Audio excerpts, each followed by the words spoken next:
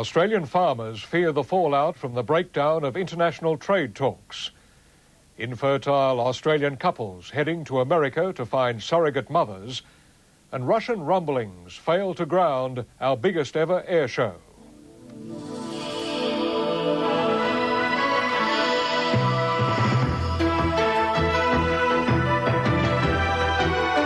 From National 9 News, this is Nightline with Jim Waley. Good evening. Australian farmers are worried they'll be the innocent victims of a renewed international trade war as the consequences of the breakdown in vital talks ricochet around the world.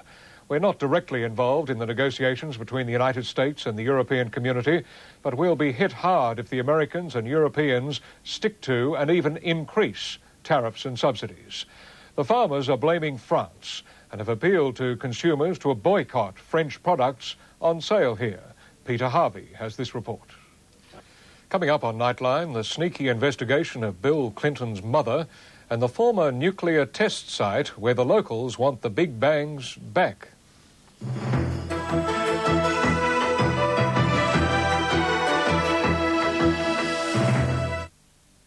There was a cloud hanging over the big air show in Melbourne today when the Russians issued a last-minute ultimatum. Their military contingent refused to fly unless it was given free fuel. In the end, organisers struck a deal. Jason Cameron has details.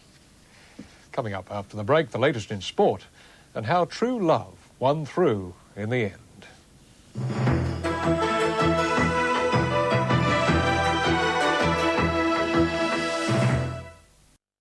Now some sport, and the big race in Melbourne this weekend is the Cox Plate.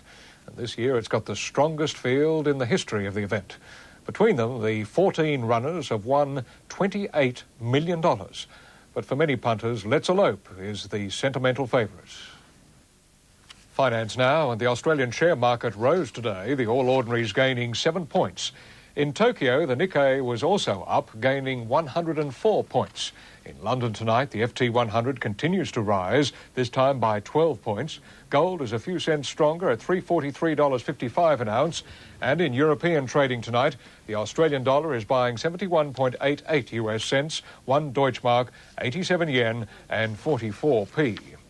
The national weather and an anticyclone covers eastern Australia, while a weak cold front over the Bight will reach the continent in the next day or two. It will be followed by a high-pressure cell. The forecasts, an overnight storm in Darwin, fine in Brisbane, clear as well in Sydney, Canberra, Melbourne, Hobart and Adelaide. Perth won't miss the good weather. It's going to be fine there as well. The current weather patterns are playing havoc with the seas off Sydney. In fact, you'd have to be brave or a little silly to go anywhere near the surf. Beaches were closed between Wanda and Cronulla and between Freshwater and Whale Beach. 4-metre swells were reported at Sydney Heads. Out to sea, they reached 7 metres. Well, this week we've seen the Coalition's new industrial relations policy being thrashed back and forth, with scare tactics playing a big part.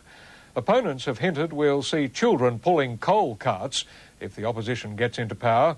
The Coalition acts as though John Howard's plan is the only way to save the country from economic destruction. Brian Dorr pins down Mr Howard to sort out the facts. John Clark and Brian Dorr. Just a reminder that daylight saving begins in New South Wales, the ACT, Victoria and South Australia on Sunday morning. So in those states, you put your clocks forward 1 hour before you go to bed. Of course, Queensland, Western Australia and the Northern Territory have no daylight saving. And that's all from us here at Nightline for the week. We'll be back on Monday again with the latest news of the day.